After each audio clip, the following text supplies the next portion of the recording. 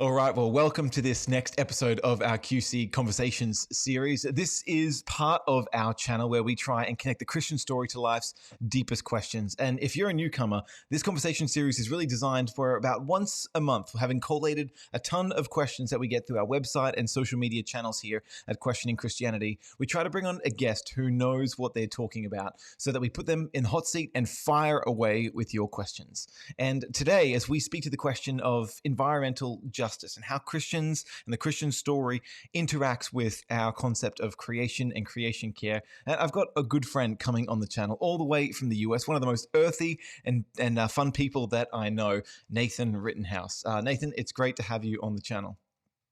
Dan, so good to be with you. Excited about the topic and excited about engaging with the questions of your audience here. Thanks, mate.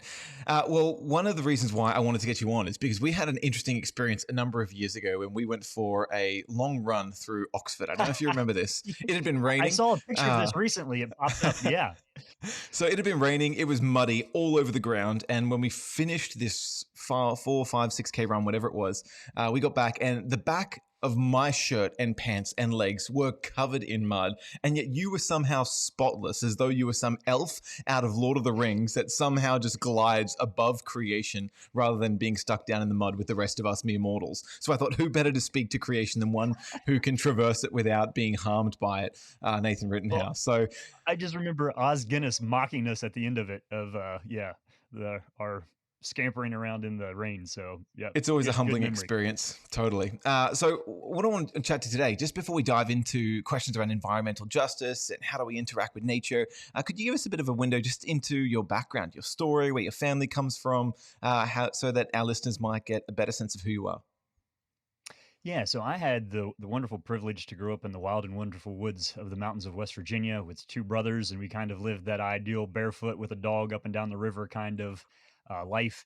I now live back in that same community, so we're talking about hundreds of thousands of hectares of national forest all around, and a whole community whose lifestyle is largely dependent on the weather and on the natural system. So we're talking Hmm. agriculture, timber industries. So very much grew up in a world that was highly in tune with the natural world around them. I mean, it's one of those things you would get to church and people would be discussing the temperatures of the microclimates that they live in because a degree or two one direction at certain times of year would mean apples or no apples, you know. Wow. And so very, very alert, aware of, frequent hearing people talk about times of things blooming and dates and calendars and that sort of thing. So kind of grew up in that in Christian, great Christian community, and then went off to college and double majored in physics and philosophy and minored in math. And then I tell people I got my physics and metaphysics tangled up, and that turned into theology, and that's where our paths crossed a few places. Yeah. Um,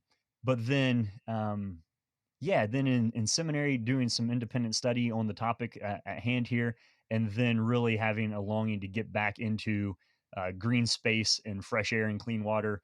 And so it's a real privilege to live where I do. So that's kind of the formal educational side of that, um, or the location that I'm currently in. And we can talk about some of the motivations of that here in a bit. But that's where I'm located. A really Cool. beautiful spot. We have 4 full seasons, and so it's fun to watch the comings and goings and to raise my kids and to grow things here. So that's where I'm at. Well, if it wasn't for our biosecurity laws, I'd get you to send me some of the first fruits of your land. But since Australia is pretty locked on all of that stuff, we'll just have to wait until I can come over and visit you and Aaron and the fam. Uh, quick, Yeah. quick question on that research that you did back at seminary, the Mhm. guided study more into questions around interaction with the environment. That had a fascinating title, that paper. Can you just spell that out for our Yeah, yeah, yeah. listeners? Well, so I grew up without a conflict model of my faith and many things that culturally in America are seen to be clashing with Christianity. So one of those was faith and science. I just had no clue that that was a problem.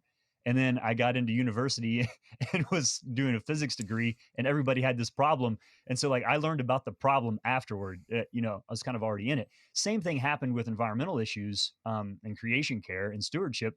Like, I just thought this was a standard part of like Christian behavior and an ethos that I grew up in, and then learned like, oh man, there's all this pushback and conflict around this topic. So that maybe says a little bit about either I grew up in a hole or I grew up with a theological construct that was broader and applied its understanding of Christianity to more categories than a lot of other um, versions of Christianity maybe did. So yeah, I did this independent study that I jokingly called a non-hippie theology of creation care for non-vegetarians, considering the role of the ox in Orthodox.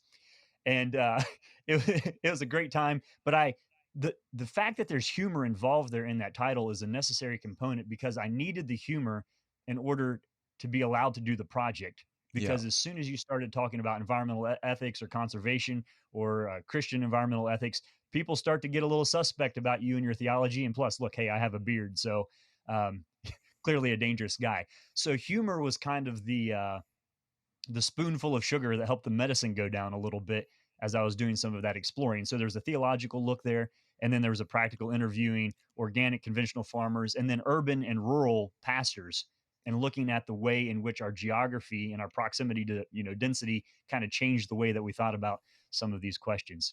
One of the things that came out of that is that, and I did this with a good friend, so there were two of us doing it, and we just had a ton of fun working on this project. But one of the things that came out of it is I quickly realized that there are people who are very theologically informed in these concepts, but have very little practical.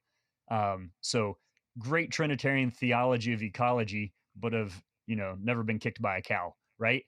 Or you have the other side of like deep environmental concern and activism, but not a whole lot of connection of that into, or even agricultural experience, but not a deep connection of that into their theology. And so I want to put this out clearly. I'm a master of neither of those categories, but I do sit in the middle of conversations with both of them. And so some of what you'll hear me saying is a bit of an attempt to triangulate between kind of a robust theology and then like a real practical boots on the ground kind of like lived out interaction with the physical world around us. So that's essentially, yeah. So after finishing that up, my wife and I got to move, um, to a place we love and that's productive. So for the last 6 years, we've been growing a big garden. So chickens, pigs, bees, like a 10 by 32-meter high tunnel of vegetables in the backyard. And we're happy to produce more than we need and make that available to the community around us. So I think we're trying to live that out well. I'm part of the preaching team, one of five bivocational pastors at my local church. And so that's great to live in community and real people's lives there. And then I'm the co-founder of Thinking Out Loud Together, which is an apologetics ministry. So I kind of get to wrestle with the big questions in life theoretically, but then also very practically. And I'm attempting, and my family's attempting to live a lifestyle that balances that even in the physical world.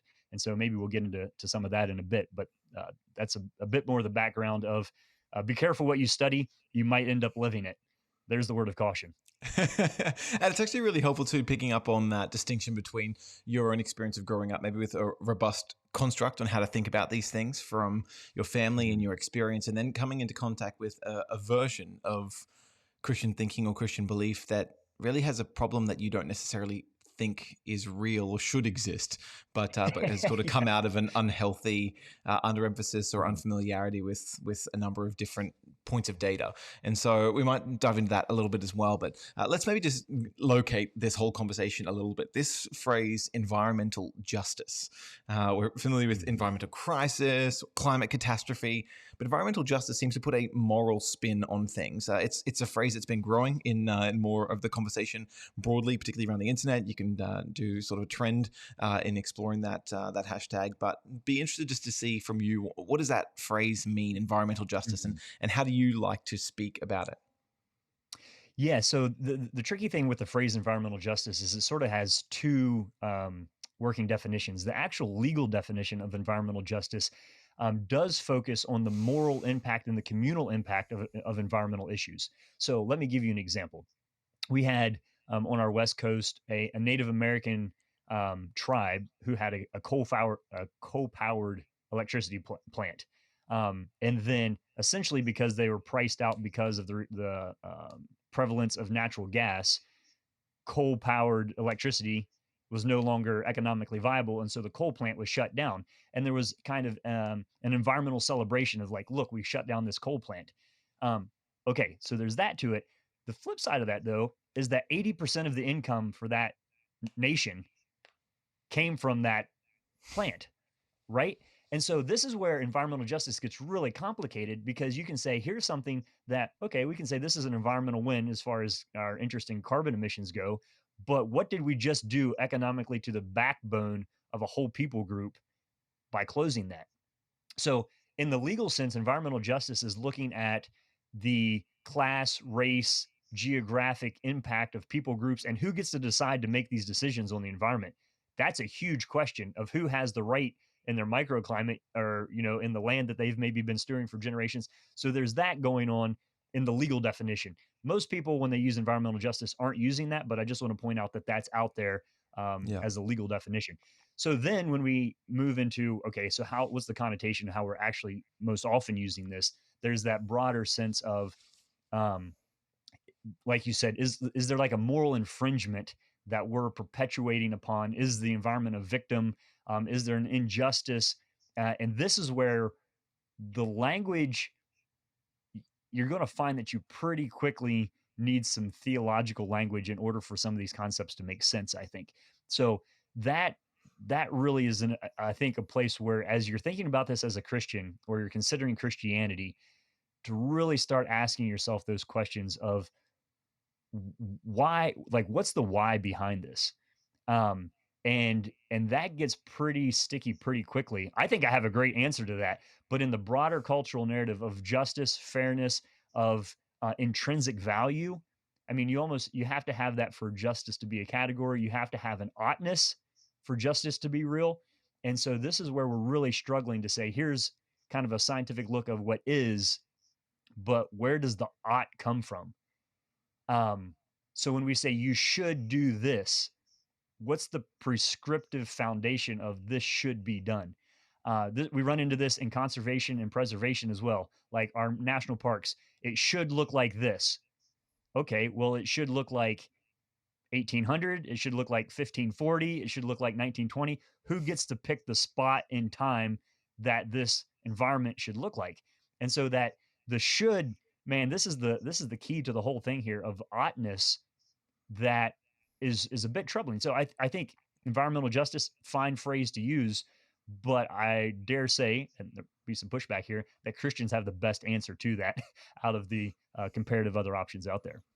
And do you mean by that because the Christian concept of human beings being made in God's image, for instance, it imbues humanity with a unique dignity to speak of equality, value, dignity, and worth, or because the environment itself, creation, is something made by a creator and loved by God, that imbues creation itself with value and worth and should be cared for in a certain way. And these moral categories of ought, these prescriptive categories, these moral duties really are then something that flowed down to us because of the idea that there is a moral lawgiver at the center of the universe. Yeah, so I think yes to your questions there. So let me break down quickly. If you pick up sort of a college or university level introduction to environmental ethics, you're going to see sort of a breakdown into three main categories. So one would be biocentric, that there's an intrinsic value to the biological um, collective, as it were. Yeah, Now,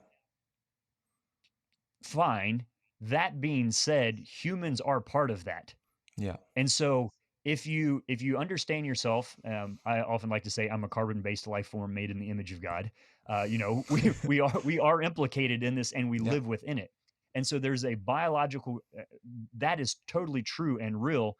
However, if you're looking at it in a totally biocentric viewpoint, it's hard to situate humanity outside of it in order to critique our behavior within Mhm. it. And so like, are squirrels concerned about this question? No, they just eat nuts and run around and do their squirrely things, right? I don't know. Do you guys even have squirrels? We don't. No, but No, that's okay yeah, because I okay. think enough of us have seen Kangaroos. Ice We'll Age throw, that we at least get what it means. yeah, okay. Well, you guys have enough of your own animals. Kangaroos, are kangaroos concerned about this? Probably not. They're just Yeah. running around, or hopping around. And so if we go with a biocentric one, there are things to learn about altruism, about interconnection, interconnectedness.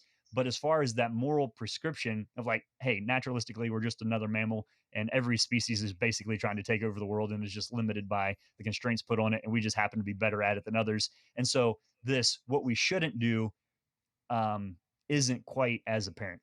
So Yeah. that was biocentric, and Nathan's really fast reductionistic critique of that. The next, the next step would be to say that, well, there's an anthropocentric environmentalism here, where we look out at what's best for humans. And this, if you go back to the 1960s, was also actually the foundation of the critique against Christianity on its destruction of the environment. Lynn White in 1960s wrote in Nature magazine on the ecological crisis and blamed Christianity for it because he said Christianity is inherently anthropocentric. That means it's inherently about humans, and humans have a privileged position within it. Now, interestingly, his main critique was is that Christianity provides the foundation for Western science, and Western science and materialism and technology is actually what leads to our environmental destruction. But it comes through Western science by way of Christianity that gets us there. And so it's a bit of a backhanded compliment at Christianity as stabilizing our modern science. However, the pushback to that, and many people did immediately, and I think for those of you who are Christians listening to this, you would want to say, hold on a second, is Christianity an anthropocentric religion? Is the goal the glory of humanity, and is man the measure of all things? And I think most people who have a relationship with Christ and have read the scripture be like, no, I'm throwing a flag on that play. Like it's not. Now, can it be weaponized? Absolutely. Can you use the Bible to justify all sorts of wrong things? Sure, fine, I get it. But I'm not talking about the abuse of it. I'm talking about pressing into what is the big story there. Mm. And we would say this isn't about humanity. Interestingly enough, if I can ramble on here and push back a second, a lot of the modern environmental movement is framed in terms of the future of humanity. Yeah. Think about the children, Future think about the generations, what other our humans, kids want. Yeah. future generations. What's going to happen to us? What's going to happen to our cities when the sea level rise? Yeah. So I would just want to balance that out and say the vast majority of the language that I'm currently hearing around this conversation isn't is by default anthropocentric. And to decide how you're doing that, I mean, maybe you've seen a sign that says "Save the planet." The question is why. That's what we're trying to answer here. And is it because there's an intrinsic value to it as a biological contained unit? Is it because it's all about humanity, or is there another why happening here? And so, most of the whys that I'm currently hearing are about our economic longevity, and about our pleasure, and about human future. So I don't think we want to cast stones in that category to decide who has the most human seeking conversation here. And then the third would be theocentric, that there's an ontology, there's a reality, there's a something non-material that imbues value and worth and meaning on the planet. And so if you're a Christian, you say, I understand that because uh, that's the other half of being a carbon based life form made in the image of God, right? That the image of God part is there, it's real, there's a value conferred upon it, and that is value intrinsically to something other than humanity, and that it has a purpose, a telos that goes, an end, a goal that goes beyond just human survival and satisfaction. And then, of course, you can divide that out among different religions and groups, and you can read a pantheistic, Buddhist thought on environmental care. You can read Islam, creation is or creation care, and then Judeo-Christian. And so, but I think that, I mean, you probably, if you're listening to this podcast, you can see that I would probably trend in the theocentric direction on that. But I think The beard it's gives it helpful. away, just so you know. The beard gives it away. But this is the reason that's helpful is because if you don't know why you're doing something, you're not going to get the how right. Yeah. And so I think maybe that's even was that Nietzsche? Such a He who good has no point. why has no how, kind of thing. So answering the question, why should we be concerned about this, is really important because it's going to fundamentally alter the way in which you go about engaging the question, and evaluating the problems within it. Well, let's pass that out a little bit for a sec. So let's say you've been listening to the activism around climate catastrophe and ecological disaster, and the warnings that within a decade we're going to be seeing most of our coastal cities be put a couple of feet underwater. Like that real concern that we're at the brink of something disastrous and there's no coming back from Mhm. this point. Uh, should we fear our environmental future? Well, I'm going to say no and then say but on this. So one of the things is that there will certainly be changes. That's the history of our planet. And one of the things that I think we underestimate is the phenomenal adaptability of humans. And you look at the range of environments that humans currently live in and what we've had to adjust to in the past. So, as far as like an extinction event, apart from a giant meteor or something like that, that's not going to happen. Here's the thing that I believe as a Christian. that maybe isn't said enough. And I believe that math is a moral issue. And so getting the numbers right really matters to me. Um, Hyperbole is not a good motivation for affecting change because so much of what we've seen over the last several years has been a degree of hyperbole that is clearly outside of the bounds of what our actual scientific data is telling us. You can go, I encourage people, I don't know what your national system is. We have the Environmental Protection Agency, EPA.gov, that gives us a breakdown on our temperature changes and gas emissions and that sort of thing. We have the IPCC, the International Panel on Climate Change. And I would really encourage people, if you're seeing like super apocalyptic language in the headlines, to just this is not denying. This is just to go back and make sure that the study is actually claiming what the study is actually claiming. Um, and so it's not denialism. It's just like, let's make sure we're getting this right because it matters on what our motivation then becomes. I think, here we are, fall of 2022, a lot of information in the headlines right now about ice melting, about glaciers in the Arctic, and that sort of thing. And when you look at the numbers, they're huge. You can also go back and look at the study and say, okay, the ice loss this year is the equivalent of 1/10,000th of a percent of its total mass. Now, so the number is big, but compared to the amount of ice, it's also huge. And so some of those numbers aren't properly put in context because we don't understand just the grandeur of the Yeah. world, like space wise, what we live in, how big the thing is. And so, you might hear due to um, greenhouse gases, the oceans are absorbing the equivalent of 5 nuclear weapons a second being dropped into the ocean because of intense increased warming because of global emissions. And man, does that not sound crazy? Sure, it does. But the ocean is also absorbing 200 and some equivalent nuclear weapons per second because of the sun. And so it's there. It's a real thing, but it's a percentage of a much broader and more complex system. So these are things that I think we want to put our eye on. But before we go decide that all human reproduction is evil, let's make sure that we have our numbers properly contextualized and that we know the story that goes with the number. And I think that really should give us some. Um, Again, you can have your eye on it without totally losing sleep about it at the same time. So I'm shooting for kind of a nuanced position here that unfortunately ends up making everybody mad because you're like, you're not taking this serious. No, Yeah. I am. I'm just trying to do it in a way that I understand it clearly enough that we can invest the resources that we have at our disposal in the correct places. That's Because helpful. often what comes out of some of the alarmism is um, these great campaigns or movements to do something. But when you look at the actual impact of that, you're like, man, we probably could have invested that a whole lot better. Um, if we had gone by what the science is saying, not by how our media interpreted the science and then our culture interpreted what the media interpreted about what the science actually says. So that would just be a word of caution. I think if you're a Christian, be serious about numbers, and don't inflate things. Hyperbole, yeah, math is a moral issue. I'll leave it at that. I appreciate that. One of the phrases that we use here at QC a lot is the notion that truth invites questioning. And so the Mhm. ability to actually go back to the sources, explore what's being said, and there shouldn't be any shiftiness or concern that a desire to do so is motivated by something unbecoming other than a pursuit of truth and out of knowing what that material is, then the right way to act.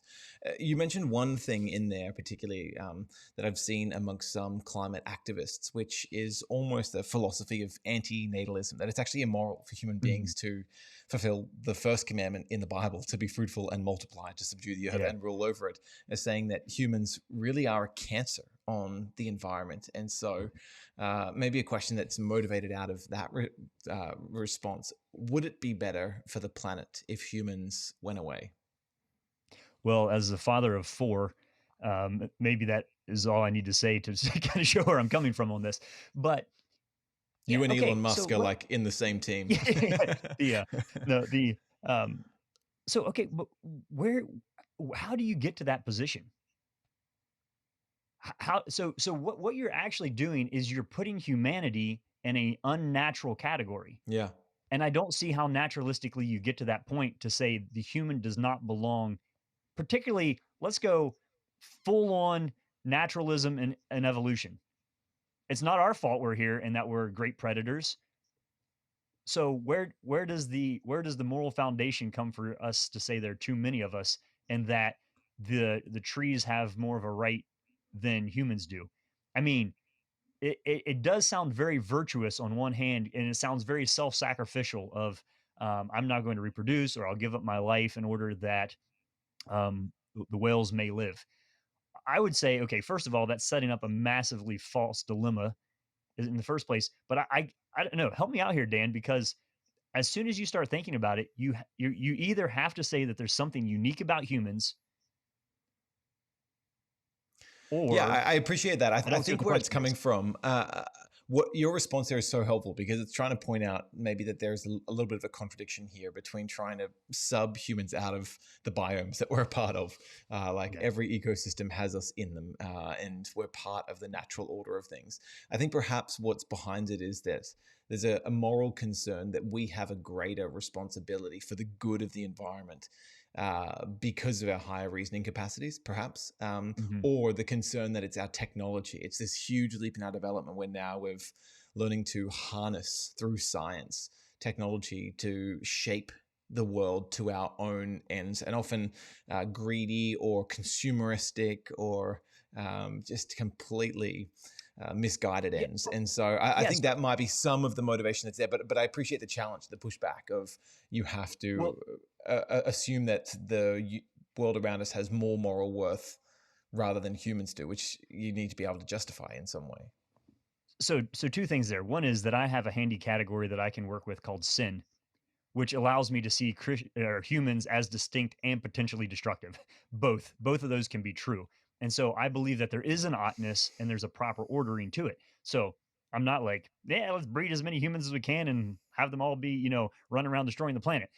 No, but I do think there's a different way to think about this in the sense that I really hope that the way that I'm raising my children, and I'm sure this is true for you too, is that they will be contributors to ecological restoration and goodness. Um, and I mean, this is the whole backbone of regenerative agriculture, right? Is what does forgiveness look like in agriculture? I mean, those are some wild conversations of looking at building topsoil and rehabilitating and restoring and looking at good forest management and silviculture. And is the place not more beautiful?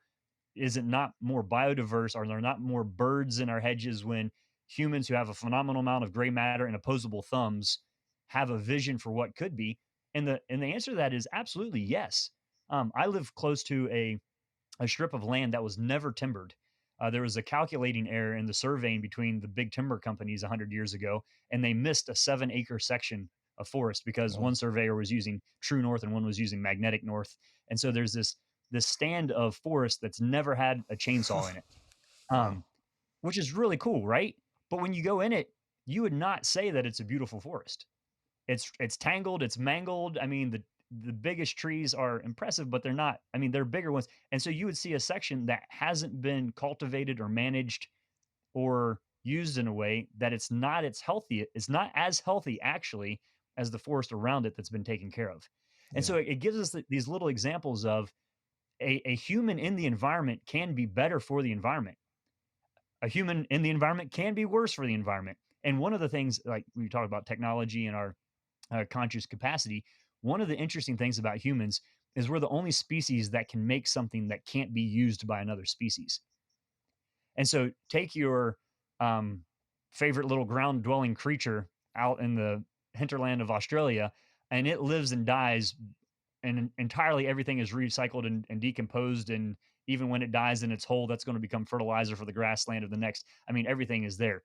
Humans have the capacity to build like um, candy bar wrappers that will never decompose, or styrofoam, or pieces of plastic that are used one time and are good for absolutely nothing else.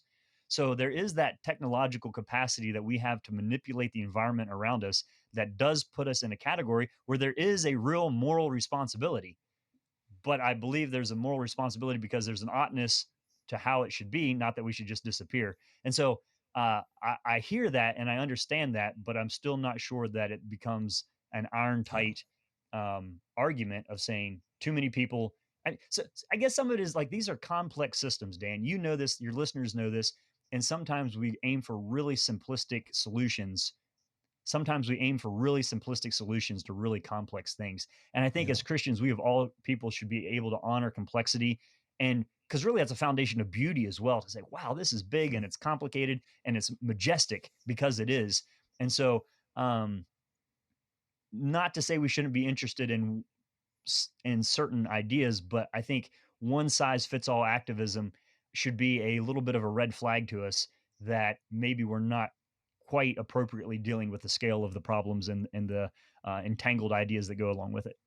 Yeah, that's a helpful reflection. I think too the kind of complexity issue really means that sometimes big global answers aren't always the best way forward either. When more local Mhm. familiarity with particular needs and systems requires levels of expertise that aren't actually there, or you can't macro actually needs to be handled down at a smaller level as well, which is kind of interesting in terms of the Can I agriculture can, world that you're. can Yeah, Yeah, can I interrupt there? So I live for my state, I live about 2,000 feet in elevation higher than the bulk of my state. And so all of the agricultural resources that are produced by our state universities and the planting dates and charts and everything are written for the whole state, but don't work where I live because I live in a different microclimate and my whole county is a high mountain valley. And so if I were to go and say, here's the state solution to growing the best broccoli, it wouldn't work because it doesn't account for the nuance of elevation change within the range in which it's dictated. And so I think that's just a good example of what you're saying. That's within one state. yeah, So then take it across something. You guys have a whole continent. I mean, jealous, but look at the diversity even across your continent, your yeah. coastlands, your interland. I mean, there's a lot going on there. Um, and hey, I go to church with people who manage hundreds of thousands of hectares of national forest. They're Christians whose job is to understand this stuff and do it. And maybe that's part of me, like growing up with not a conflict model, like Christians don't care. And I'm like, what? Um, I know the people who have committed their lives to this. And so that's why we should have Christians in these systems and helping think broadly about it. I wonder if it's So it's Christians in great. cities, these urban Christians that are the problem. And I mean, Well, there is some legitimacy to some of the concerns around Christianity. So one of my friends works in environmental conservation, particularly doing developmental studies at the impact of different mining or other endeavors, mhm, and has some hangups with the way that Christian beliefs have played out. I've certainly seen this amongst Christian communities as well. Certain theological beliefs that are then applied to our relationship to the environment. So let me run a couple past you. Christians who say, well, God is sovereign. So we don't need to worry about this environmental stuff because he would have made sure that there are enough fossil fuels for us to burn in order to look after ourselves. mhm, What do you say to those people? mhm. Yeah, so well, there's a little bit of a both and there. I do believe God is sovereign, so we'll throw that out there. But I also think it's interesting. There are many technologies that were necessary for humanity in the past that I think were a gift to us from God, and were helpful and appropriately scaled at that time in order for people to continue to flourish and multiply.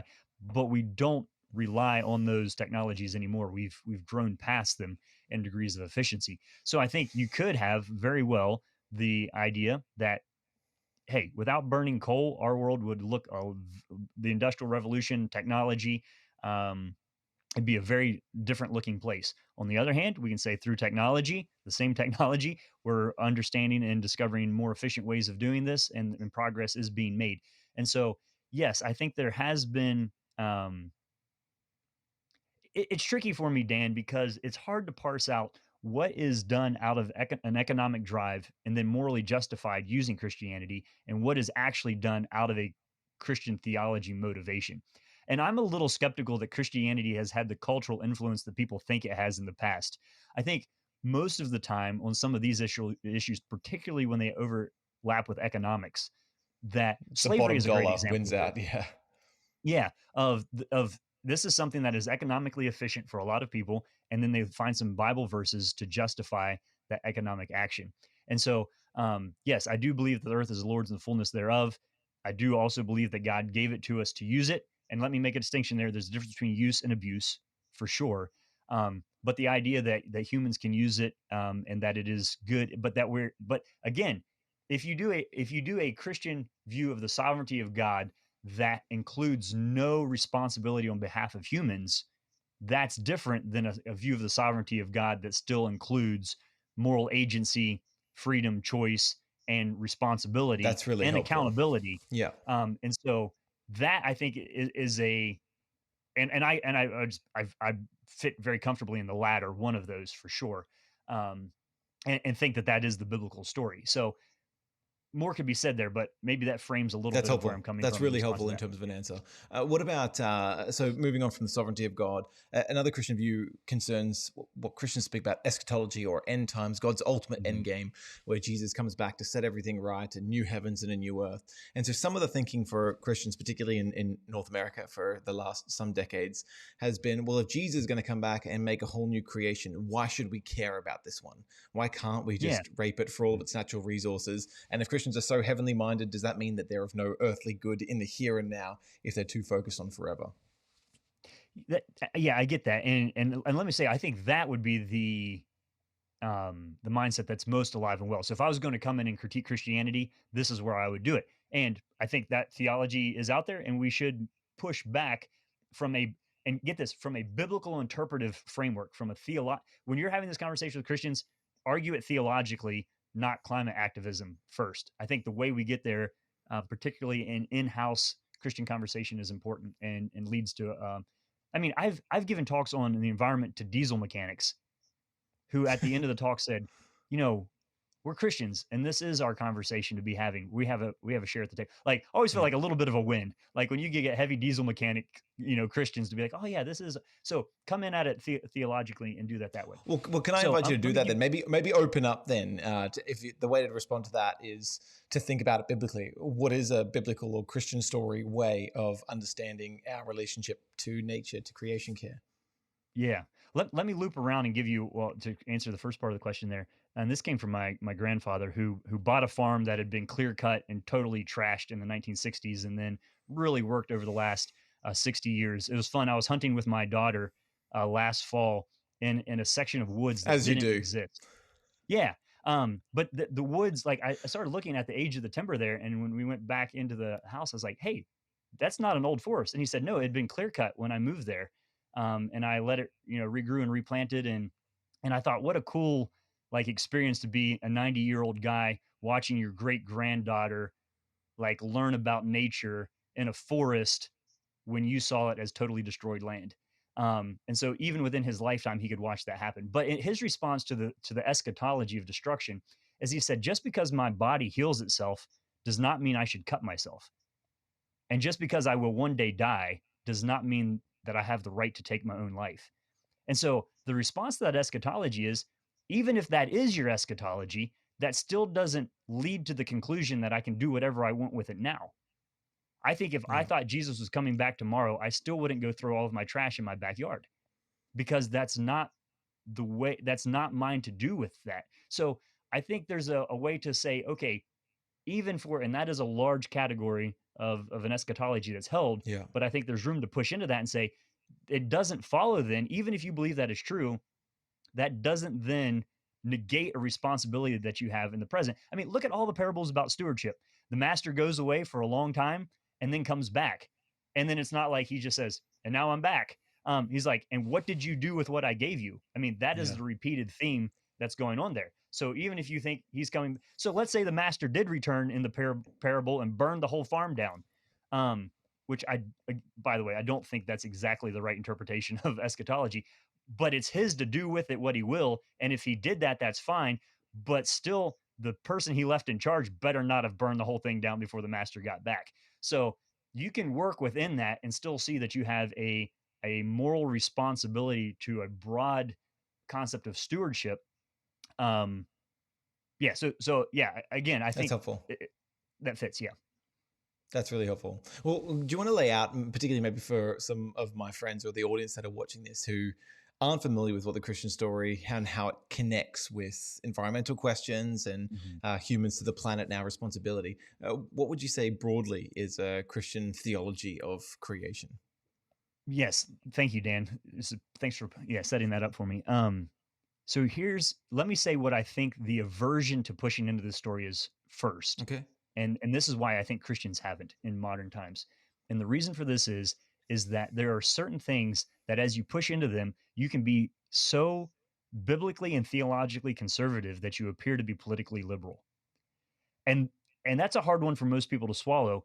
But here's the thing: if you want to start talking about creation care, um, we're talking Genesis 1, Genesis chapter 2 here. Like that is the beginning. That is the fundamental, foundational. Go back and read, what did God put humans on the face of the planet for? And I'm pretty sure that your progressive liberal friends didn't get back far enough to monkey with the text, you know, to make, like, this is a really old, like, primary foundational fundamental thing, that there is a God who created out of nothing, which is just wild. And that's an important distinction, that God created out of nothing. He didn't so we talk about creation ex nihilo, out of nothing, not ex deo. Ex deo would be God created out of himself. And that would be a way of seeing the world that would fit within a different religious paradigm of Like saying that all pantheist of, kind of concept. yeah, everything is infused with the isness of God in some um, physical, spiritual sense. But we're talking about a God who creates out of nothing, which is wild. And he puts humans on it for the purpose of cultivating it and for the purpose of delighting in beauty and for worshiping and honoring him. And if you want a very simple definition of worship, worship is simply a response to beauty. When you have those moments, um, fill in the blank of what gives that to you, but that's like you're expressing awesomeness in its real original sense, that we were there to look at the beauty around us and to delight in what God has created and to participate in the love that he has intrinsically within his own nature, but then also the fact that he has extended that community of love to us, that we would know how to love one another, care for what he has created, and ultimately participate and respond. So I would say something like, the purpose of mankind. Some of you know your catechism, but I would say the simple version is to experience and participate in the goodness that God has created.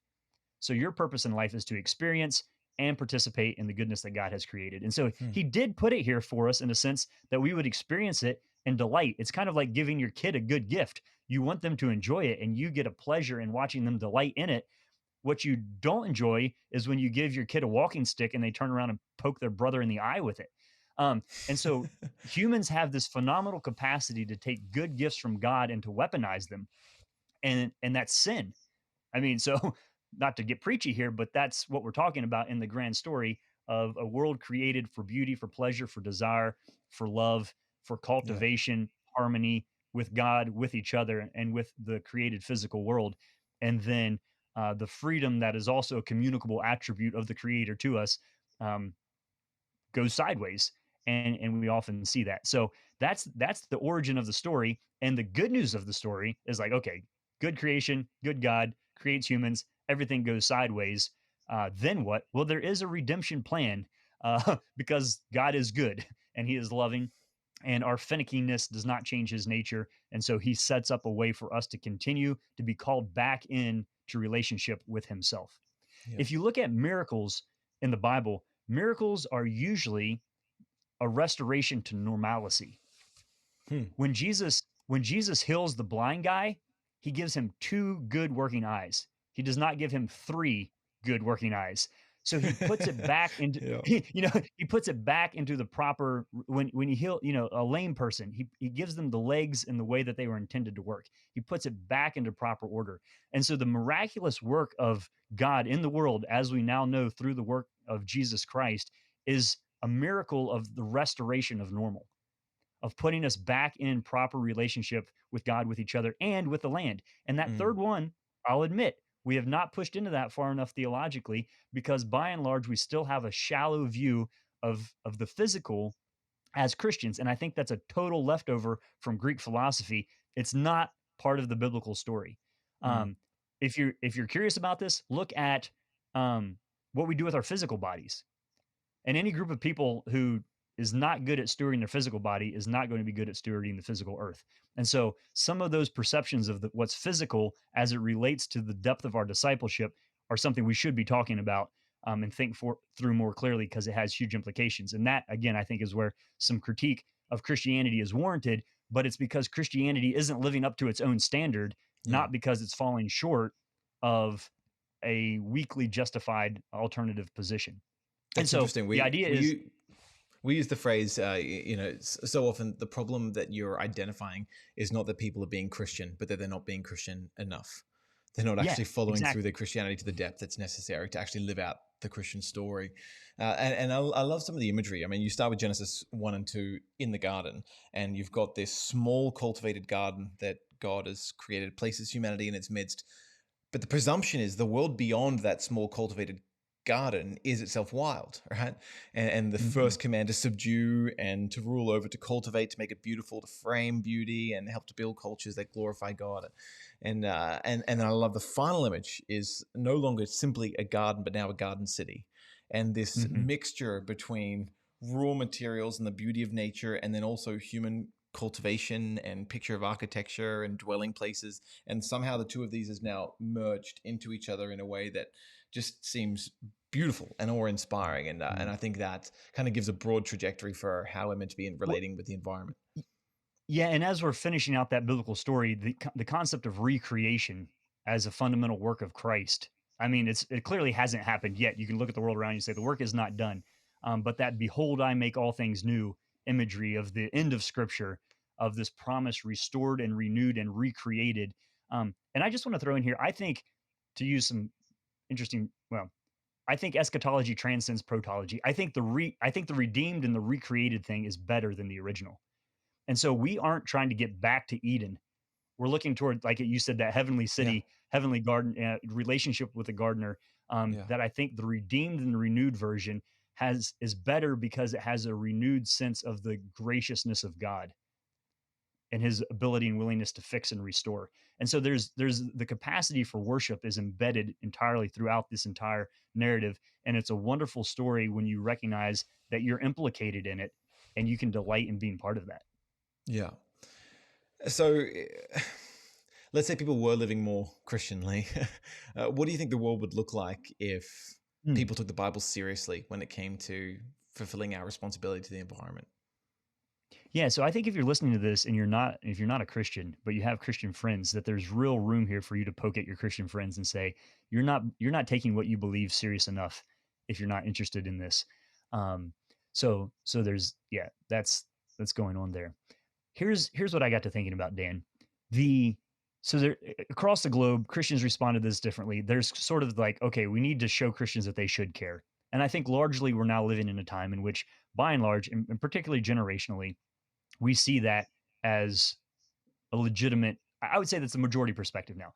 Here's the harder question. So what's the unique Christian contribution to this? So if we will say this is our Father's world and that we're put here to be stewards, then Christians should have some really great things to contribute to the conversation, um, because there's a responsibility that we have. So what is it then uniquely that Christians can bring to Yeah. this? And I we need to talk about the political side of this at some point, but on the personal end of this, I just got to thinking about it in terms of, okay, if you lived your life in keeping with the teachings of Jesus, what does your environmental footprint look like? And I think, I really appreciate, I haven't finished it, Rebecca DeYoung's Glittering Vices, a new look at the seven deadly sins and the remedies. Because I was playing with this idea of like, what would our landfills look like if thou shalt not covet was a real thing? Hmm. What would food distribution look like on our planet if gluttony wasn't a thing? And you start just pushing through of what if envy and vainglory and sloth and our responsibilities? What if greed and gluttony and lust, which is objectifying something so it's just for your use and not for relationship? If we started living those out as spiritual disciplines with the expectation that our spiritual lives integrate deeply with the material world around us, which I don't know how you can read Genesis and not see that that's the intent, Hmm. or anything that Jesus taught, those are like, okay, you might not be able to slow the speed of a glacier melt this year if you're worried about that, but covetousness, greed, lust, um, there's an internal posture here that there is a serious call just for the sake of discipleship. And I think there's an interesting thing that happens here that you can do well theologically is to say that I think a properly ordered world in relationship with God and people has an environmental benefit to it as a secondary byproduct of pursuing the original intent. Hmm. And so we were, um, there's an economic efficiency. There's a beauty to the planet and the way that it and how many billion people it can feed. So there is an efficiency to it. I don't think we've tapped into like we people might not understand just how much food we can produce. And part of our, and I'll just say that as an American, like we're worried about grain exports out of Ukraine right now. Ukraine produces like 1.3 billion bushels of corn a year. America produces like 15 billion and we burn a third of it in our gas tanks and like and try to find ways to turn it into plastic. Like we burn in our fuel tanks like 3 times more than the entire nation of Ukraine produces. And so the resources are not the problem. Almost all of the famine that we see since 1960, we've produced enough food on our planet to feed everyone. It's merely corruption and distribution and warfare. And I would call it sin and brokenness in the human heart that has Mm. prevented a lot or caused a lot of what we see. So there's that thing going on. There's an economic efficiency to it. There's an enjoyment to it. I think it's fun. For the last 2 weeks, I haven't eaten anything except things that I've grown or harvested or butchered myself, or like a meal that somebody invites us over to their house, and I'm not going to be like, oh, okay, I'm going to bring my own taco because I grew it. Like for me, it's fun to live like, Yeah. can I local void like to the extreme and and I just do that not out of like a sense of guilt or because I do think some of our shipping of food and stuff is ridiculous, and a lot of our agricultural practices are shameful, including the treatment of the humans that work in those systems. I think there will be a time in which we look back on our use of migrant workers and the humans in it and the stuff that we spray on people while they're picking our bananas and that kind of thing. And future generations will be ashamed of us, even if you're eating a vegetarian diet. And so I don't operate out of a sense of guilt. It's a pleasure. It's a beauty of a gratitude of saying, how can I live in a way that is more simple? A, because it frees me up economically to be more generous, and it frees me up to be more in tune with the world. And I think there are ways. So, like, how do we respectfully do that? Here's a weird one that I think is maybe unique to me: is I never eat until all of the animals that we have eaten in a day. And so I never want to have an animal under my care be hungry while I'm fed. And so even when I'm traveling, sometimes I'll get a text from my wife who says, I fed everything this morning. And then I know, okay, now I'll eat breakfast because I have a duty and responsibility, even to the chicken that I'm going to eat. I don't want to have a hungry hog, A, because they'll break down the fence, but also because it's not the right thing to do. And so that's not like Mm. a moral mandate or like you have to do this. It's just being thoughtful about here's how I break it down on personal. I want to be extremely grateful for everything that's upstream of me. And what I Mm. mean by that is I remember as a young man giving a rant about individualism. And then my grandfather being like, you don't even know the name of the man who grew the vegetables, that fed the man, that mined the metal, that produced the spoon that you're eating your breakfast with. Like, what are you talking about? Individualism and just that idea. Wow, we are implicated in a phenomenal, like one meal now is a global enterprise. Mm. And are we aware of that? And so for my family, it's important for us that we pray for our food and give thanks. We often sing over our evening meal simple little songs of grace. Um, One of our favorites, just as simple: back of the bread is the flour, and back of the flour is the mill, and back of the mill is the sun and the rain and the Father's will.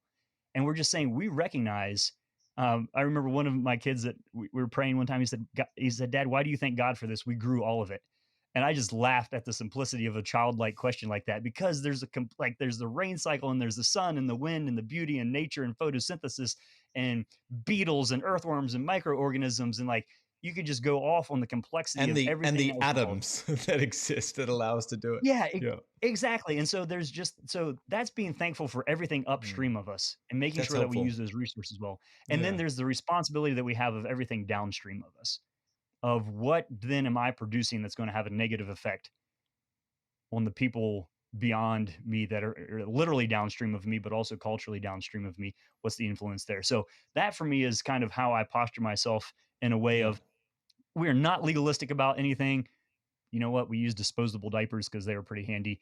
And I every once in a while do eat meat, when I Yeah. travel, eat a lot of meat at home. But no legalism here, but just like a sheer pleasure that I think when we worship well in the fullness of integrating our faith into all categories of our lives, then there actually can be a more a more positive environmental outcome on that. And I kind of do find it to be fun that oftentimes in my pursuit of the glory of God and growing Christ likeness in my life, that in a lot of these conversations, I can sort of out environmentalist the environmentalist without trying, Mm. just because of the way that we do some of that. So I think framing it So as a interesting. byproduct in some way is a helpful distinction to say that if there is a good God who created it, it shouldn't surprise us if that's possible. Yeah. It feels a little bit. So, I mean, I live in urban Australia. It's suburbs. There's a high density population here. If people have a vegetable or herb garden, it's literally so they can say they have a vegetable or herb garden. It's producing almost nothing in terms of their consumptive needs. Yeah. I wonder if there is a real difference. I think between sort of the rural experience that you're describing there in West Virginia, and then for a Mhm. lot of people around the world who live in cities or suburbs, where the local supermarket is where they go to get their food, and they know very little about the process before.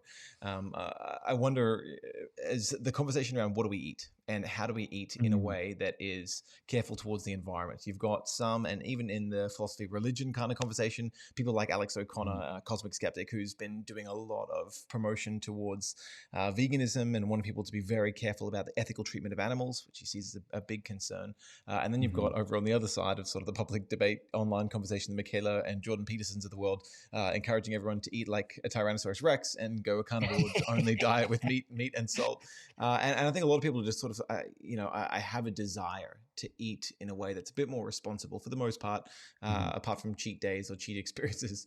Yeah, yeah. Spell out, practically speaking, what does that look like? How should we eat in a Mhm. way that is thoughtful towards our environment? Yeah, and let me say, I have family members who are total carnivores and those who are vegetarian. So this is a live conversation, and I think that you can really honor the Lord, um, but think through why you get to the position you do on this. Here's what I would say. Um, Particularly on meat, I actually have a copy of yeah, Animal Liberation right here. Old Peter Singer, that was kind of the classic getting going on that. Hey, read through some of that stuff, even Yeah. if you eat meat, and you can agree. Like we've done some nasty stuff to animals in the name of scientific experimentation and all sorts of other things. So For those so for there's those a who are way in new, which Peter Singer is a famous Australian ethicist, teaches at Yale, I think, but mm, particularly big on sort of looking at the animal rights, animal care, broader environmental concerns. So yeah, yeah, so he sort of be seen, I think, as the grandfather sort of that movement. But again, when you get into that, just a little side note here. So he believes that equality is a myth. It's a moral category. It's not a fact. yeah, And so he's consistent with his naturalism there. But so he would see that eating meat is a and I'm not comfortable with this. He equates racism and speciesism and say just as you would have the subjugation of a race over another race, if you have a species that's making use of another species or giving it a preferred status, that and I don't think there's the equivalent between owning and beating a human and riding a horse. um, and that's a whole nother thing. But so I think the foundation of some what he's saying from a naturalistic perspective, um, I do believe in inequality of humans. I don't think that's just a moral category. I think it's something that's given to us by God. So we have a vision there. But so you can read some of that and say yes to that. And so maybe you look into that and you push into it and say, okay, what am I going to do then? Well, I think a good starting point is to say, well, what about eating meat where the animal is treated like an animal and not like a machine? Yeah, I have two hogs right now that have to be the happiest animals that I know. Like they just enjoy being what they are. Um, yeah, just really, really neat. And the kids love them, and we're going to eat them. And for a lot of people, that would just be a mind-bogglingly difficult thing to hold together of respecting and caring for an animal, but also seeing it as part of the beauty of the complexity of the way that the world's put together. And it helps us process and compost a phenomenal amount of extraneous material from our garden and stuff, and produces really good things. But they have a great life and like a really bad 12 seconds. And so there's a sense in which I can feel good about doing that. Same thing with chickens, and there's a way in which I think we eat meat with more reverence. I was eating chili last night, and yeah, I was the one that stuck the knife in the neck of that cow after my brother shot it. Like it's a visceral something died in order for me to live, and so I'm going to do that with a deeper degree of intentionality. Now, like you say, not everybody's going to go out and butcher a cow this weekend. So, how do you do that? I think is putting yourself in that posture of gratitude of saying something was done on my behalf that I couldn't do for myself. That's an important thing. Then if you and this is where it gets tricky, Dan, because there's an economic element of this, and there is an efficiency to our mass production of meat and that sort of thing. And so maybe that's where you want to start thinking through some of those questions. Does it matter to me how my meat is raised? Does it matter to me? Um, and the reason that this is difficult, and this is going to require a lot of education on behalf of the listener who wants to do this well, is that there's a ton of virtue signaling even in our food labeling system. And so, is it better to eat the conventionally grown strawberry that's grown next door, or an organic one that's flown to me in an airplane from South America? Um, you know, like, yeah, run the numbers on that of whether or not that makes sense, and what's actually happening. What do the labels actually mean? You see the picture of the grass-fed beef, in the supermarket, and it's the beautiful picture. But what's the reality that goes behind that? Behind that, and so there is room to push back into that, Yeah. particularly in poultry, egg production, and that sort of thing. Ask those questions. Look at the name brands and see how they're doing it. And the thing is that probably to eat in a way that you're more comfortable with, it's going to cost you more financially. And so you need to sort that out. Um, limiting factor there. And so that's part of the reason that I'm slow to make hard mandates, is because I knew people who were strip coal miners, and they look back on that time in life now and say, what we were doing, nobody there thought that that was good for the environment or for the world, or particularly enjoyed the work. But at that phase of our life, it was like strip mine coal or don't feed your family. And we chose to strip mine coal. And so I think we want to be really compassionate here about recognizing the economics, about the situations that people are in. But I do think that if this is serious to you and you have the means to be thoughtful about it, that there's some practices we can do. One of those would also be eating seasonally, I think, of saying what's produced in my country. Australia is one of the top, countries in the world that actually has food sovereignty. So what does it mean to eat something grown in Australia rather than having it shipped from another country? Are those fun things to do? So I think Yeah. there is, and you can help me with this one, Dan. I think there is a different way where you could do the same action, but the morality of it is different depending on the attitude with which you do it. And so Wendell Berry writes about some of this to some extent, of saying, if we just do this carelessly, thoughtlessly, it's a desecration. But there are times in which we can recognize that things have to die in order for us to live. And we can be grateful for that and understand it. And we do it sacramentally rather than Mm. as a desecration. And so Yeah. I think being grateful for the resources you're using, Matthew Sleeth in his book, Serve God, Save the Planet, talks about he prays giving thanks when he pumps gas in his vehicle. Wild idea, right? I mean, on one hand, you're like, this is some super quacky stuff. On the other hand, hey, a lot went into this, and when I do something with gratitude, it's hard to praise the Lord and be lustful at the same time. It's Yeah. hard to see yourself embedded in creation and frivolously dump your motor oil in a creek, and so the perspective does matter on this, but uh, we might be getting into a topic that's bigger than what we want to Yeah. pull off here in the next few minutes. Well, mate, I just really appreciate there's been a ton of really grounded wisdom that you sort of brought to this, and particularly that tone of, look, there are some ideals that I think we can be working towards, but at the same time, a huge degree of compassion. That some of this can come from a place of privilege based on where we are or our Hmm. economic means. There are people in other parts of the world, in developing countries, or people with lower income and socioeconomic status who are just making ends meet, if you'll pardon the pun, and so don't have the same freedom to be able to make some of those steps that others might. And so that compassion, wisdom, compassion, idealism, is just a real helpful triangulation. So thanks for hitting on a few of those points, and hopefully maybe if for our listeners, particularly those who are still exploring Christianity and whether the Christian story has good things to say, might be a bit intrigued to dive into a question like this. If you had an opportunity to recommend one or two key resources to think about the Christian story and a posture towards the environment around us, what might you suggest?